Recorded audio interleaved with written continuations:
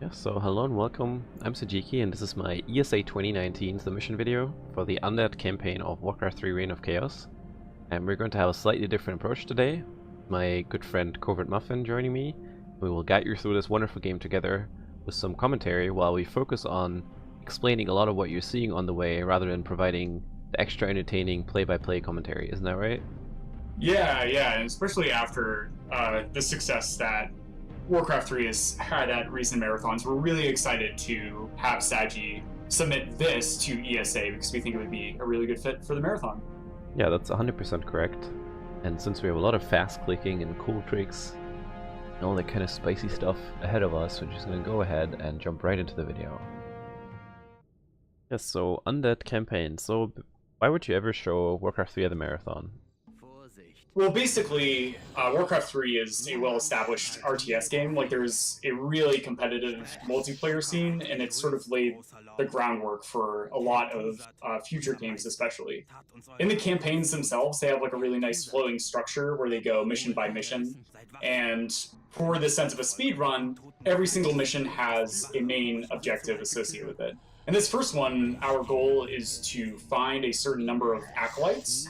And so the goal, even though there's extra acolytes, is to go to the fastest ones possible. Then, on the way, you can see we are taking a bit of an engagement here by killing off this soldier, and that's in order to get some items, right, Saji? Yeah, exactly. So Warcraft 3, besides being a fantastic campaign, it starts off just as a human campaign. You have a nice relaxing mission in the beginning where you can explain all the nice little details this game makes that makes this game so great. And so one thing we notice immediately is this game has an item system. It's a mixture between an RPG and an RTS. So you can see on the middle bottom side of the screen, you have 2 heal pots and there's another greater mana potion. And all of those are going to be extremely useful in the later missions, while this is just running around. And we just leveled up. This is also something this game has. So you have hero units. In this case, this is Arthas. We've slain our father. We're now a Death Knight. We want to increase our undead army. That's why we raised a bunch of guys from the graveyard. And on level 2, we skilled Unholy Aura. Well, actually, do you want to go through all the skills Arthas or Death Knight has? Yeah, sure. So he starts off with a Death Coil, which is going to be dealing damage to living units, like all of these human units here, but it also acts as a heal for our own units. So sort of balancing when we use it for more sustain later in the run versus when we want to deal damage to very specific units. In this case, in this mission, we actually just use it to kill units to be able to get those items without spending too much time trying to take them down. But besides that, we have Unholy Aura, which is going to be a net passive that increases the movement speed and health regeneration of our units, including Arthas, because we're speedrunners and we want to go fast. And then there's going to be a spell known as Sacrifice, I believe, that is going to... Yeah, Death Pact, thank you. Which is going to allow us to sacrifice a unit in order to heal Arthas. And that's useful for a safety net, but also we are going to use it intentionally in some missions. Yeah, and just like, you know, or you might know, MOBA is also originating from Warcraft 3. There is also an ultimate on level 6. You learn Animate Dead, sorry. So every hero has an ultimate spell on level 6 and so on and so forth. But now we got our nice Cult of the Damned assembled, and now we're gonna hunt some paladins, I believe. Yeah, so Undead, compared to the other campaigns, like the other campaigns usually have like 1 or 2, maybe 3 missions that are really difficult mechanistically wise. Undead, it's like half the campaign. So every single even-numbered mission is really difficult, especially this one, right, Saji? Yeah, that's correct. And right in the beginning, there's a really cool trick coming up, so we don't want to be fighting the paladin straight up, and also he has a really long dialogue, and the dialogue is gonna be playing. We can't skip it, and we have to wait and everything. And there's a really cool setup we can do with one of the meat wagons. It's very similar to the human campaign. We set it up on this pretty precise pixel. The meat wagon is just gonna go there. We're making a safety save, and then we can hit this farm just on the edge of the area, and nicely done. That worked first try. That's gonna make the paladin go over because he felt like his base got attacked, so he's gonna run at us and he's gonna swing the hammer, and now we can just round him and kill him before he even talks to us. There you saw one of the spells that Arthas was using when he was once a paladin. That's Holy Light, and all the paladins in this mission are gonna be doing that. Yeah, and so we see also a ghoul using a special ability, which is Corpse Hug, or going to be cannibalized. We're not sure if they're eating the corpses or hugging them furiously, Or but just that's dancing going to on them. allow. Yeah, Dan. It's going to allow them to heal up some health, and that's actually very important because we still have multiple other paladins that we have to take down in order to successfully finish the mission. Yeah, and now we're gonna get to Meanwhile, the actual RGS aspect. So right now we were just controlling units. This is the first time we're gonna actually learn how to build a base. Yeah. yeah, exactly. So they have these like other main objective aspects where we have to build a base. But here Saji is going to leash some units back, and this is going to be in order to keep them away from the paladin. Because just like how he has Arthas to heal his undead units, that paladin over there has the same capability for healing units. Exactly. And so, yeah, the skill set of the paladins are really such a huge pain to deal with. But here, now that Seiji has killed off most of the other human units, he's going to attack the paladin once, having it activate Divine Shield, which is one of its spells, and that makes the paladin invulnerable. We can't even like target it with any spells or anything like that. Yeah, exactly. And he now runs over. The reason why the catapults are not helping us in this engagement is because they deal friendly fire. This is extremely annoying because they also deal bonus damage to our own ghouls, so you really want to be keeping them away from your actual army. But now we're gonna do a really cool trick with them, because in this mission we have to kill 3 paladins. We so far, sorry, 4. No, 3, right? Sorry, this is the second one. Yeah, 2 more. 2 more. So it's 4. I can actually count until 4. That's nice. Nice. But yeah, for the third one, there's a cool trick coming up. Yeah, for sure. So the level kind of like snakes around, and this is a strat I actually discovered, which is going to have these meat wagons end up destroying some trees to be able to plow through to get line of sight of a building. Whenever you attack something and some ally units are nearby it, they'll end up trying to go all the way to attack the meat wagons. The only way they can do this is by snaking all the way around. So not only is it going to get us some safety when we go to decide to fight the paladin, but it's also going to leash the units further towards us while we continue to macro here, like Saji did. That was actually really good. It's very important that Saji stays on top of his macro there. Yeah, that's correct. So you can basically start building your ghouls once you have your ziggurats up, and the ziggurats need to be on point, because if you waste ghouls, then you don't.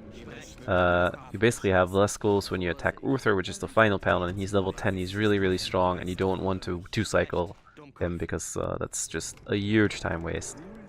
So right here, what we're doing with the meat wagons, we're shooting at invisible buildings. You can't really see them right now because I didn't destroy the trees properly, but it doesn't matter, they're still being attacked, and that makes the footmen and the knights that are surrounding the next paladin run towards the meat wagons, but we're just gonna wait there and kill them off, because this next paladin is actually quite difficult.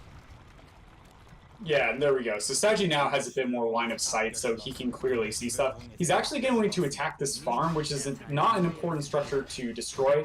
However, it does a much better job of actually aggroing. Yeah, it's weird. Yeah, making those footmen and the knights come. But for some reason, the paladin is not going to do that. Not entirely sure why, but it's going to allow us to kill this army before we fight the paladin.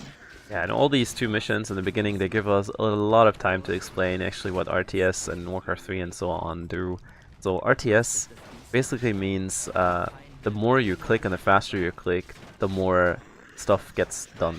So this means in real-time strategy, the faster you execute something, the more time it will save in a speedrun, but also if you play it in multiplayer, it will simply result in a gain, whatever you're doing. So if you're building units quicker than your opponent, then you have more units. If you micro better, micro being actually using your spells, using your units to your advantage, and so on. There's a lot of things you can optimize in this game.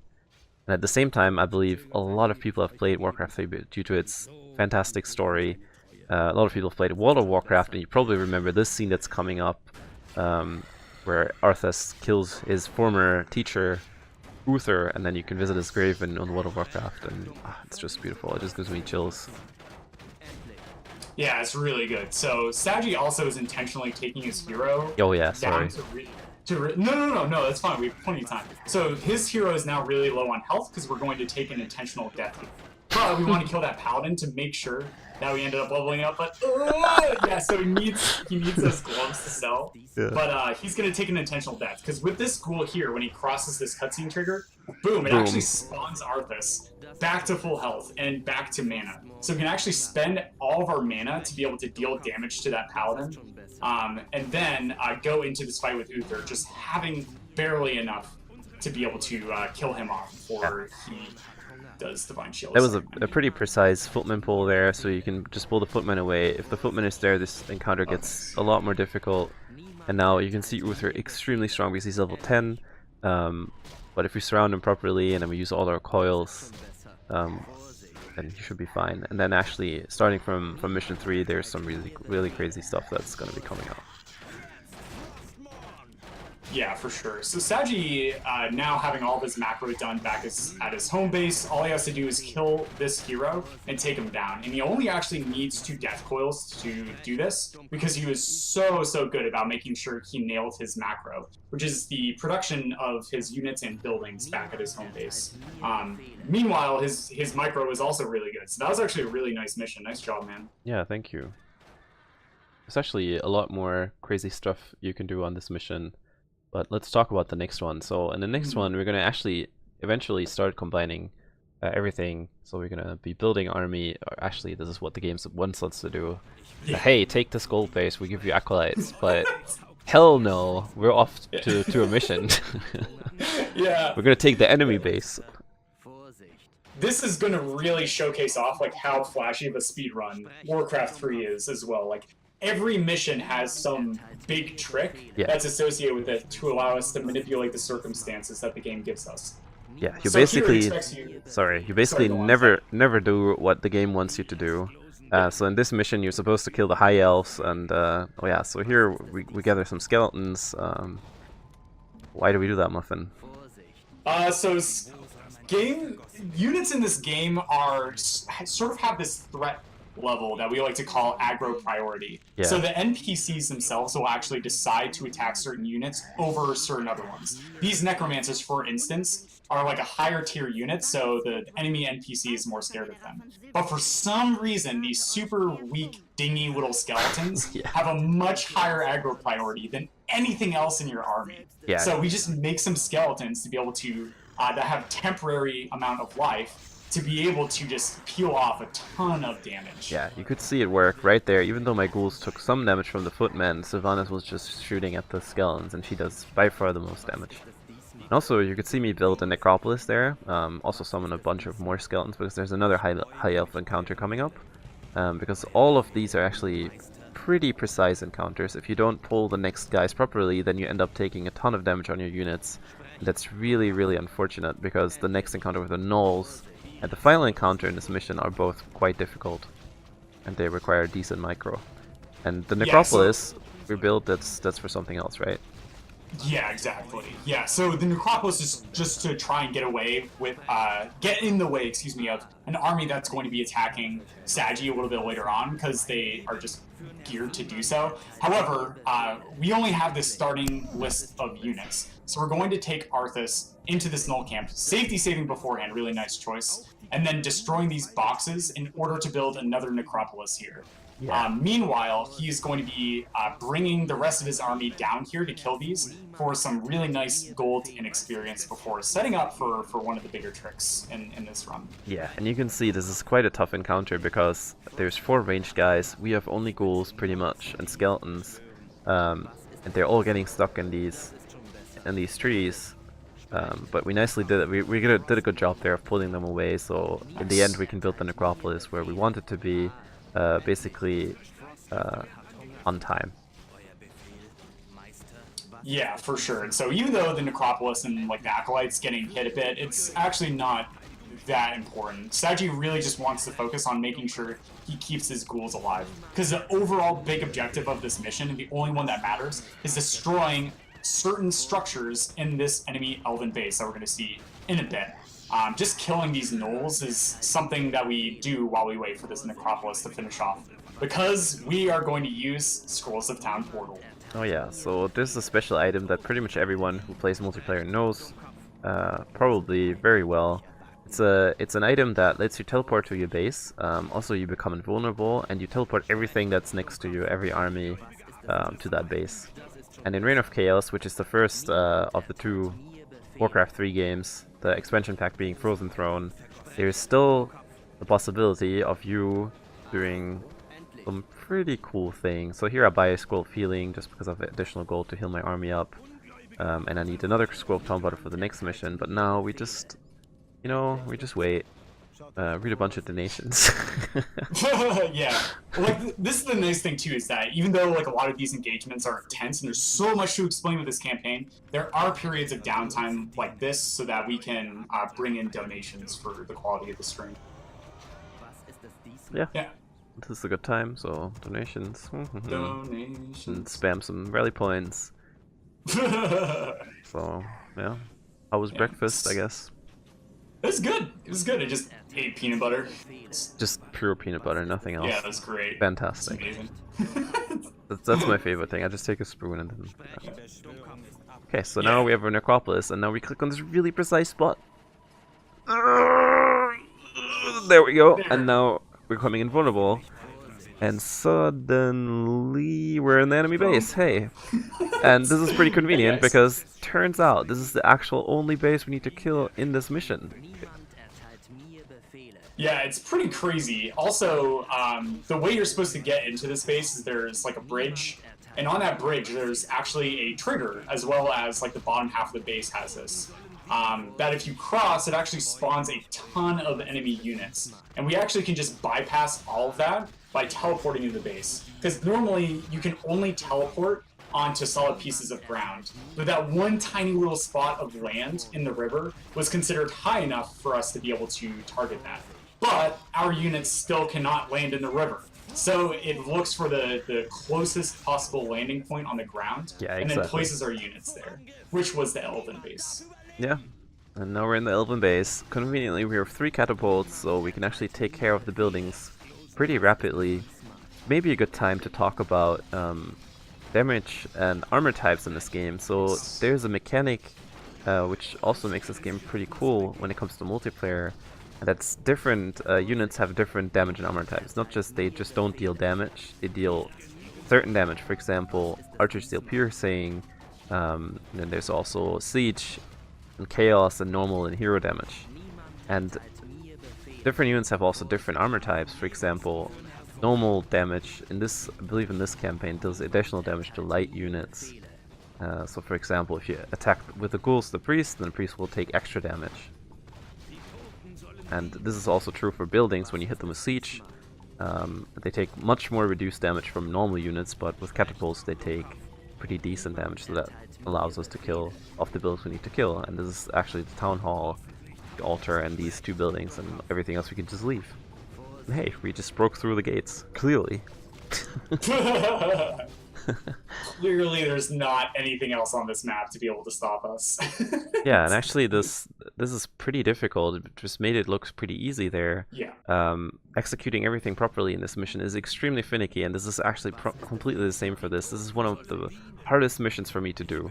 So on this mission, actually, you're supposed to destroy 3 altars, and then collect moon crystals, and then get into Silver Moon.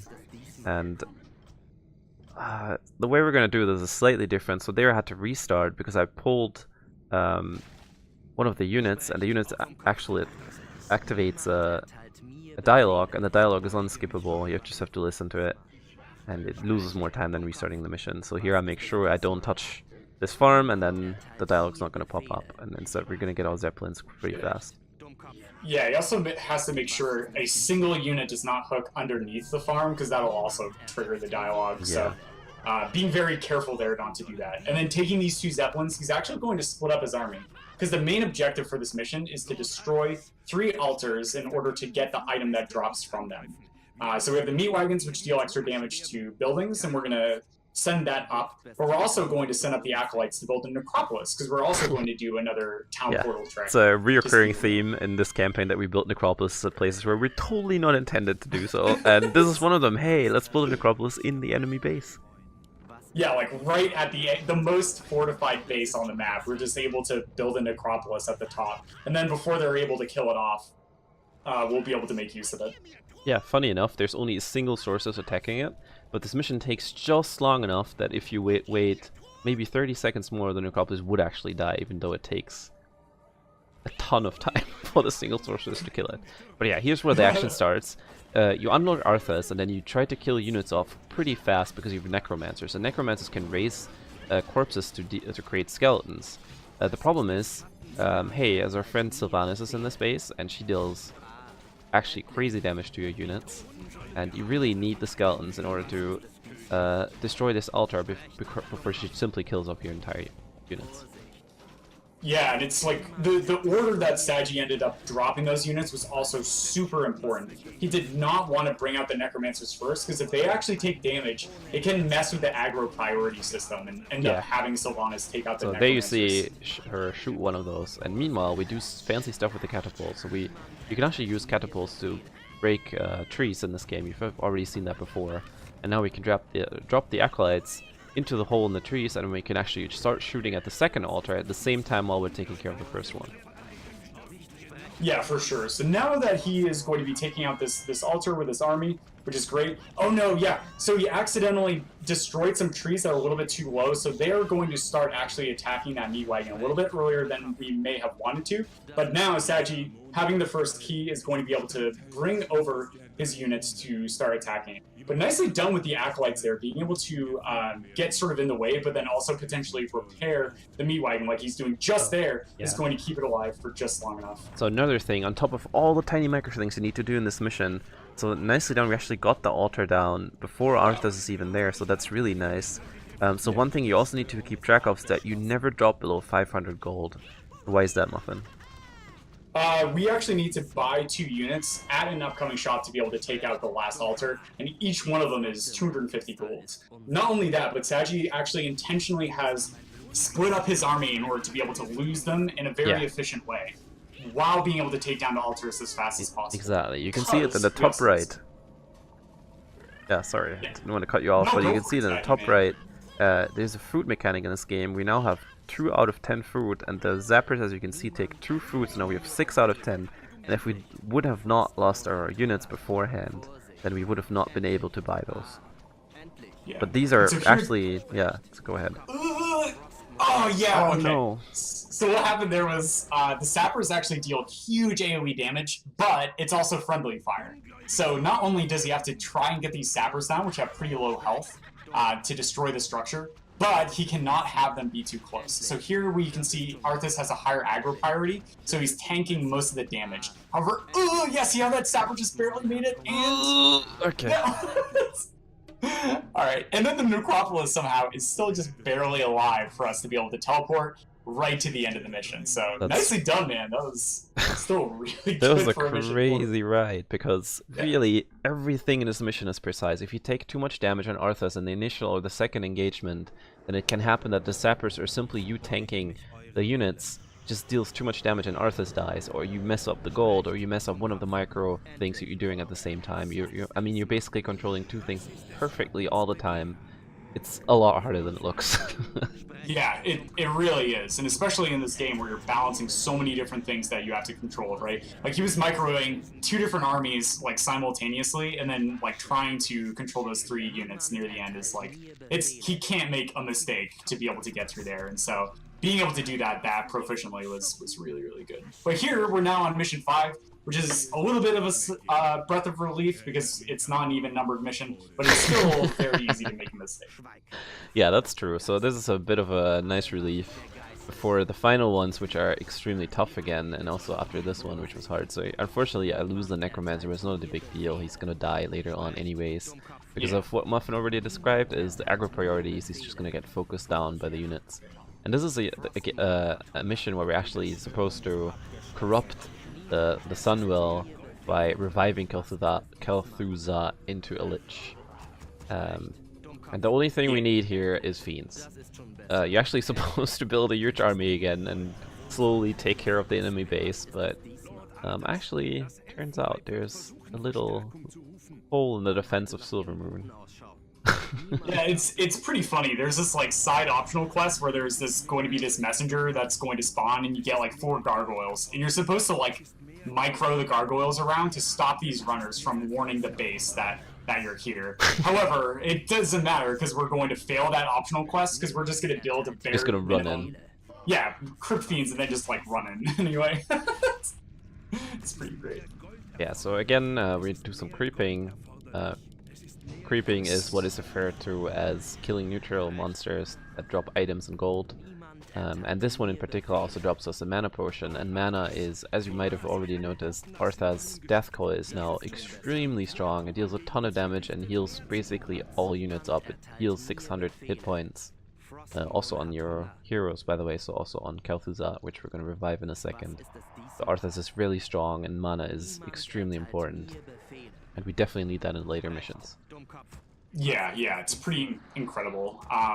Also, something to mention here is that he actually sold his beginning structure to be able to get the bare minimum amount of golds to be able to punch out like 1 extra Crypt Fiend like near the very, very end. But now Saji is going to be working into the space. I believe you do end up killing off some units for safety. Yeah, I do. Yeah. I definitely do. Okay, Yeah. good. So Good, here, I like that. I decide to kill the Ballista, which just harasses you constantly, and also the Dragonhawks. And in Reign of Chaos, the Dragonhawks still ensnare. In Frozen Throne, they don't have that skill anymore.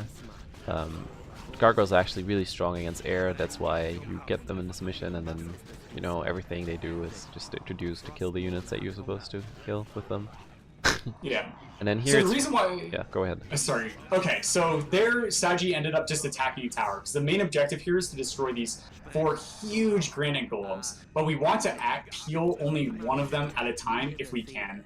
And so Saji here is just going to clear up some underlying stragglers and then bring the Crypt Fiend back down again to re-aggro this one singular granite golem. If you had brought 2, it's still manageable, but it's a little bit spookier. Yeah. But we built Crypt Fiends here because they have really high DPS, but they can only target ground units. So they're very ideal for this mission where they end up dealing with these granite golems. But I think casually they sort of expected people to try and cheese the mission by building tons of gargoyles and then just flying them in. Definitely. So the golems end up attacking the gargoyles before they attack anything else. Yeah, you can see some nice instances of micro in this game. This is so you basically want to save your gargoyles. You can do it either by coiling them, or you can turn them into a stone form, then the garnet golems can't attack them anymore.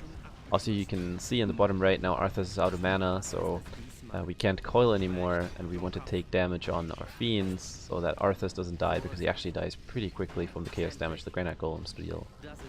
But this mission overall is pretty chill. So we can just stay here. We're done.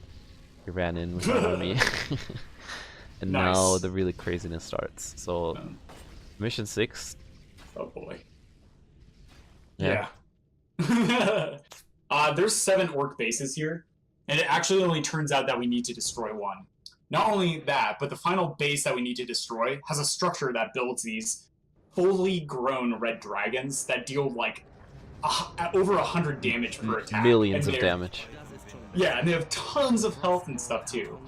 So, but the base doesn't actually start with any of these dragons out. They work to produce 3 of them as quickly as possible. So we can just end up flying in our beginning air units to be able to destroy that building, and then meanwhile have Arthas sneak up with an acolyte to leash some damage, right, Saji? Yes, and actually everything you're seeing right here is perfectly illustrated. This is pretty much, to me, the hardest mission in the game, because everything you do is needs to be done as fast as you can in a certain order, preferably, because you prioritize, of course, certain things. So we bring an acolyte here, we build a necropolis again. You might have noticed we do that a lot in this mission, in this campaign, I'm sorry. Meanwhile, we bring our Lich over there. You're gonna see him do some stuff. We collect some items with Arthas, and now, as soon as possible, as soon as we can, with the first worm and the first gargoyles, we go attack the orc base. And this is exactly for the reason Muffin mentioned. There's a dragon building, and we definitely do not want the dragons to come out. Yeah. So here Saji is going to be microing 3 different armies simultaneously. The one in the top left of the map with the Lich is something he can pretty much forget about. But in the base itself, he needs to take Yeah, he needs to take down the anti-air units as fast as possible and try and keep that Crypt Fiend alive. Then he gets attacked by this Blade Master push in his main base. With this Crypt Fiend, though, if he leashes these army units back, he is going to be in a good spot. Because if he attacks the Blade Master a single time, it'll stop the Blade Master from deciding to attack the base, because he'll just be stuck down there. And then meanwhile, with Arthas in here, he's just going to be running him around, trying to just barely keep him alive. Yeah. Use the ultimate, Animate Dead, to be able to bring some extra units into the fray that are untargetable by the enemy. And then, keep Arthas alive to be able to take down the structure. Yeah, so here you keep him next to the Dragon Roost, and still the dragon pops out, so that was just 0.5 seconds too slow, but it's fine. We have killed the building, so we can actually use our Animated Dead range units to kill off the dragon relatively quickly. And keep in mind, there's stuff going on all over the place. So the Lich is not supposed to die, Arthur's not supposed to die. If your Frostworm dies, then you lose a lot of time. Because it's just so much damage. You're not allowed to lose any ghouls, because then you won't have enough wood to build catapults. You're not allowed to mess up the Fiend micro with the Blade Master, because the Blade Master is just going to destroy your entire base. But I pretty much did everything correctly in the beginning, so now I could breathe through for a tiny bit. These units that are attacking my base may be spooky, but in reality what's spooky is this here. So if I ever accidentally get surrounded, which is extremely easy in Reign of Chaos due to the heavy blocking and pathing effects in Reign of Chaos, Arthas dies and the mission is extremely slowed down. So now we can teleport in our Lich. Or maybe you go on with the explanation. Sure, yeah. So here he's going to be building 2 to 3 slaughterhouses at this base in order to build more meat wagons, because they have that siege damage to be able to deal extra damage to buildings. This is going to be really speeding up this level a lot. But that being said, Saji's done a really good job with having Arthas not be surrounded. Another really interesting point about this level is that after the enemy base builds a certain number of anti-air units, they will no longer build any more anti-air units. Yeah, for whatever reason. Yeah, for whatever reason. So now that Saji has stabilized in this space, they're no longer going to make any more. So this Frostworm, this Gargoyle, are able to just have free reign over the base. Then, with his Lich and Arthas and the remaining air units, now that he's destroyed the Blade Master, there's nothing that can really deal a ton of damage, and he can just engage it to get some extra experience on his heroes, but then more importantly, be able to use those to protect the meat wagon and keep them alive as they destroy structures really quickly. Yeah, and basically from now on we're pretty much safe. So all the craziness in the beginning of the mission, if you execute it correctly, then you end up in a scenario where your army is alive, Arthas is alive, your flying units are alive, your Lich is alive, and then you can start producing meat wagons. Keep in mind that if you fail the micro, it might also happen that you lose some of the structures you have, which are a prerequisite to actually build slaughterhouses or meat wagons. So there's backups you can do. For example, you build crypts instead of slaughterhouses, because you don't have a Black Citadel anymore. You can't actually build slaughterhouses. And this mission is just a mess. There's so many things going on. Yeah. But thankfully, in this mission, in this run, it went well. Yeah, and the nice thing too is that this mission only ends up being between 6 to 8 minutes long. So if something catastrophic happens in a marathon setting, for instance, we can always just restart the mission, because the most difficult aspects are at the very beginning themselves, like in the first 3 minutes. So you'll know if you need to end up taking that time loss to be able to just say, you know what, I'm just going to stabilize myself and go. So even though it's really insane, all the stuff he's doing right now, it's actually very, very marathon safe, which is why this game is so impressive in a setting like that. Yeah. Also keep in mind, there's a double ramp, and we're actually building the slaughterhouses inside the enemy base, and they just never notice. Like they just don't see it because of the ramp. There's units basically that you can see them on the minimap right there, left of the slaughterhouse. There are units, but they just don't notice the slaughterhouses. It's so convenient how it ends up working, or I mean, how cool these tricks are that are being found for this campaign in specific. Yeah, it's pretty great, especially a runner who's screening his blast report has done amazing work, especially with the Undead campaign with finding a lot of these strats. Yeah, and as you can see, we're stabilized. There's only 2 more missions. I say only, but they're both kind of Monka-esque. Yeah. They really are, and so especially the final mission is going to be pretty incredible. There's going to be a lot of stuff going on, and controlling multiple armies simultaneously and crazy macro and stuff. But that being said, we finished mission 6, which is probably the hardest one. So nicely done, man. And we're going to be heading into mission 7. Yeah, this is where we're gonna Wow, break 6-7. into Dalaran. That was actually pretty funny how the last peon started building another burrow. It was like, maybe he's gonna continue with the mission, but yeah. So in Dalaran, there's some archmages, and they are doing the purple rain, you know, that everybody was singing about in the 80s. This is the actual purple rain, and purple rain turns out to damage us, us undead men, our undead friends and family and the abominations. And if we kill the archmages, the purple rain goes away. That's what you're supposed to do. So you're supposed to build army and blah blah yada yada. We're not gonna do that. We're just gonna run in, of course. And since we're undead, we can heal and deal tons of damage with just 2 units, which is Lich and Death Knight. And the only reason why we take the abominations with us is to death pack them later, because we're gonna take so much damage on the Death Knight that we actually need to heal us up right at the end. Yeah, and so we are not going to get rid of the Pepto-Bismol rain here as we're traveling through this next section, because the only thing we have to do is kill one hero at the very end. But he ends up having like a good amount of health, and also is very spooky because he has lots of units around him. So what Saji is going to end up doing is taking these abominations for a little bit of safety. And even though the Lich is very low on health, a single death coil actually heals their full HP. That's how like powerful the level 3 death coil on Arthas is. Yeah. Which is very, very nice. Yeah, shoutouts to multiplayer. Everyone, this is how Undead works in multiplayer. You just have 2 heroes and then they get healed up all the time. Deal a ton of damage. Yeah, so it's pretty funny how the game wants us to do stuff, but we're just never gonna do that. In the base, in the scenarios where we need to build a base, we're not building a base. And in the scenarios where we have a base and are supposed to build units, we're not building units, we're just running. And this is Antonidas, and it turns out this fight is actually pretty difficult.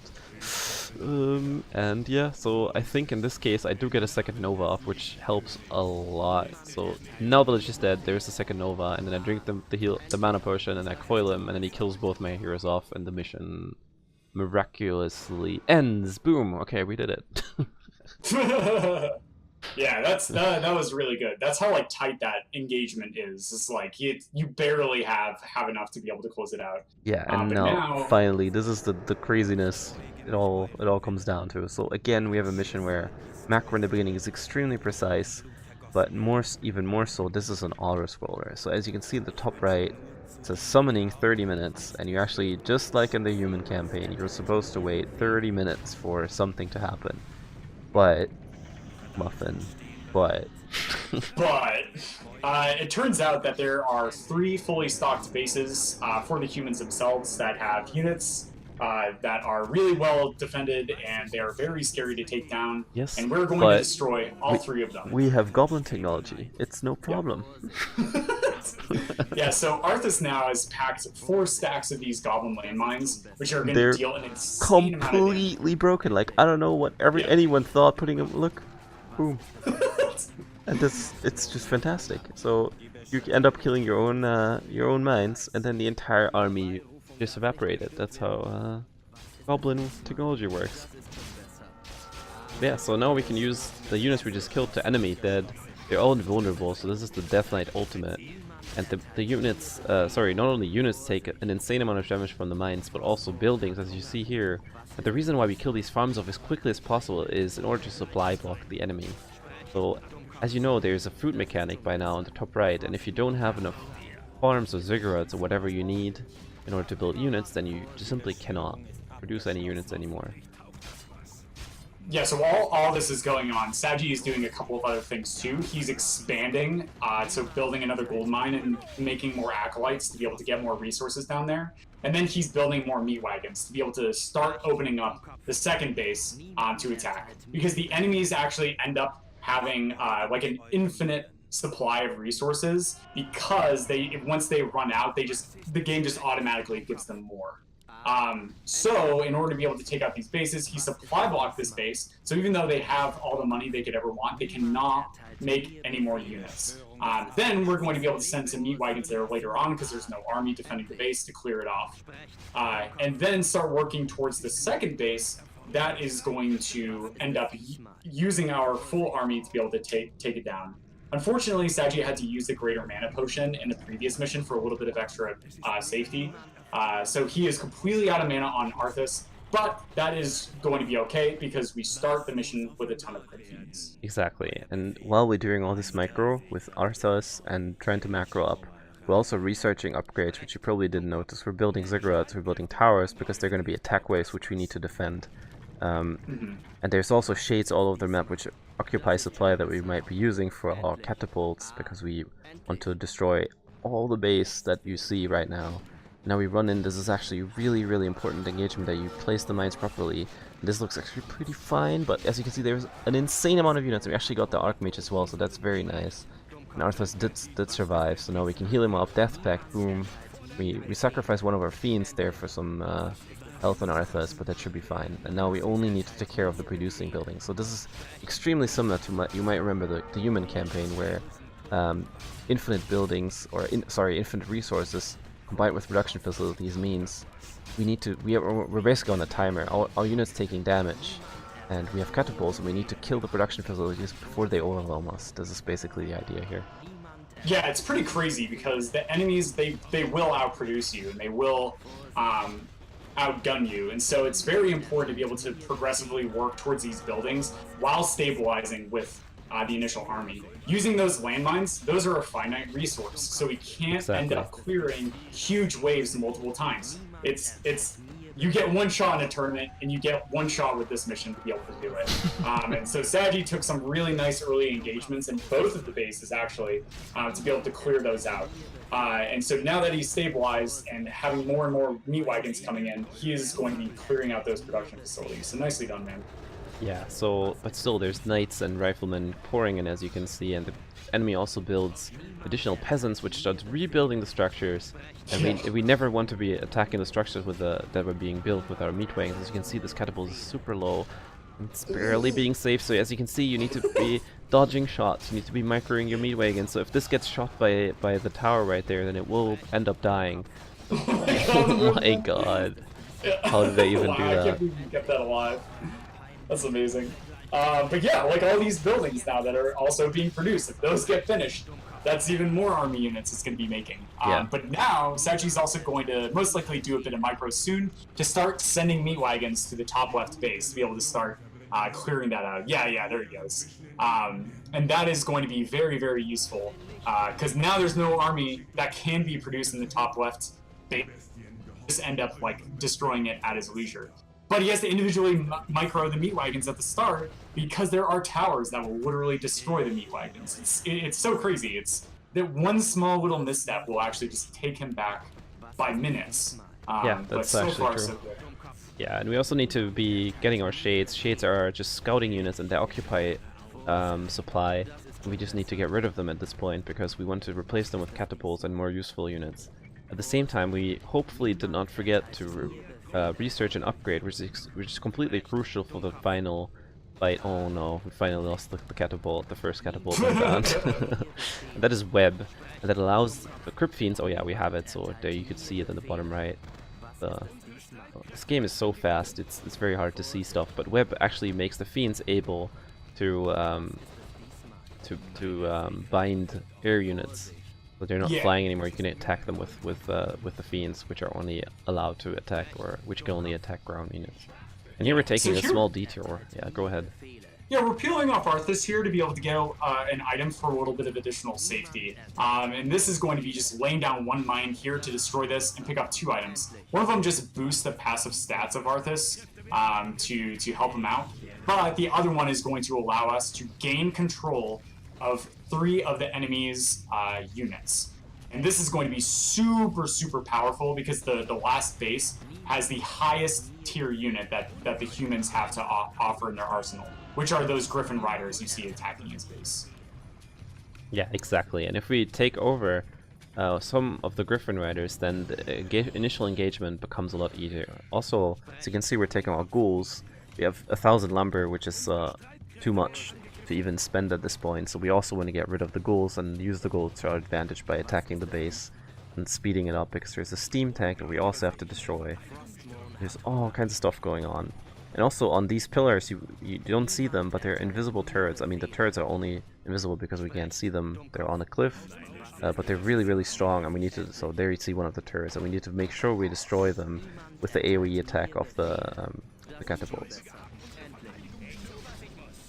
So yeah, right here you can see the usage of the items. We now took over. We mind controlled 3 of the Griffin Riders.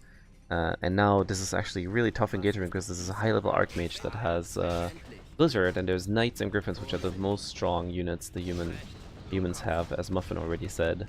And also we attack up this really tiny choke, so it's a ramp, and everything is going to be pouring in there, and we only have 3 mines left, so hopefully this is going to deal some good damage. We need to take care of this cannon tower.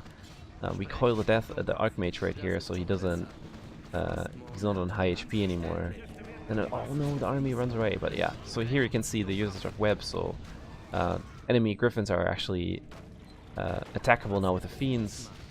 The problem is they're being rebuilt. So you can see all these griffin aviars. I think there's 3 of them, and they're all constantly reproduce the griffin riders, which are super effective against our catapults. So this is a really tough engagement. There's 3 griffin riders left still that we need to take care of, and also you can see all our units are being blocked by a single footman and also by our own units. We need to somehow move up this ramp. It's not optimal. Yeah, it cannot be stated enough, like, how insanely important it is to just, like, not get out-ramped by the opponent. Like, the initial engagement, especially for this base, is only beginning, and Sagi unfortunately got into a position where it was insanely difficult and, like, impossible to be able to progress those meat wagons up that ramp to start taking down those production facilities. But this top left base is now going very well, especially with those ghouls that he brought up. And it's all up to Sagi to be able to take out this knight. Only having 5 knee wagons here is very tough, but he might still be able to close this out. Yeah, the knight actually destroyed another catapult, and there's griffins gonna yeah, there's another wave of griffins right here. Thankfully, and this is actually really, really handy, there are units that the Lich sends us from time to time, which are chaos damage. What are they called? Fellhounds or something. Yeah, something like that. They'll be coming in handy here because chaos damage actually deals full damage to all building types, all armor types, even buildings. So there they are. Now we can use those at least. Oh no, and another meat wagon falls. So it's there's so much to do, and it's so easy to fail individual micro parts. And then you lose individual units, which can then snowball and make everything more difficult. There's another wave of Fell Hunters. Yeah, nice. Okay, so now that Sagi has these Fellhounds reinforcements, he is going to have a little bit of an easier time because he's been doing a good job of keeping all of his Crypt Fiends alive to help him be able to keep ramping out. But that's right, because Sagi took a little bit longer than he had initially hoped for to be able to clear the space out, the enemy was able to resurrect its hero unit, which deals insane damage. Yeah, the level 3 Blizzard is crazy, but I still think we now got through all the Rexes and all the Griffin Aviars, so this should be fine, this should be good to go. We can celebrate. There's only a few buildings to be killed. I guess this should work. It's gonna take this is good. Maybe 1 or 2 minutes more, but the end of the game is approaching. Oh man, this is stressful just watching. Yeah, isn't it, man? Oh, this mission is so intense. The really good news, too, is that, like, especially for the marathon itself, worst case scenario is he gets down to, like, the 11 or 10 minute mark on the auto scroller. If that happens, he gets, like, 4 of these huge infernal creatures that he can just use to bust down the door again. So even though he doesn't have those goblin landmines to be able to try and take another engagement in the future. Maybe his quick save was not as far in the mission as he had hoped for his safety saves. That's okay. The game just literally gives us a tool to be able to close out the run, no matter what, on a big stage like ESA. Yeah. Nicely done, man. Something that can't be stated is probably the most difficult aspect of these RTS games is when something does not go the way that we had hoped. Yeah. So that engagement on the final base especially was really tricky because Sagi lost some Crypt Fiends in the second base. But even though the game then became much, much more difficult for Sagi because he didn't have as much army as he may have hoped for, he was still able to put his mechanics to the test and be able to overcome that. So that was really impressive, man. Nicely done. Dude, thank you, yeah. And this actually cannot be stressed enough. I mean, you might think in normal speed games or in other speed games I do something wrong, of course something else gets harder by it, but in RTS there's really a big snowball effect because everything is influenced by the army you have, the resources you spend. So if you lose a single unit, then you suddenly spend resources on something that's not there anymore. If you spend mana on something that that doesn't work, and yeah, so you basically need to think about every single decision, and if you fail a decision, then it gets harder over time. Yeah, and get ready on time. It's gonna come when the screen fades to black, and time. There we go. Yeah, so that's Warcraft 3. We basically made this video under the assumption that you are somewhat familiar with the game, or you've watched the Warcraft 3 submission or the Warcraft 3 run 2 years ago. Also one of the nice GDQ performances that Muffin did. But yeah, I think Undead campaign is definitely the hardest one of the campaigns in Reign of Chaos.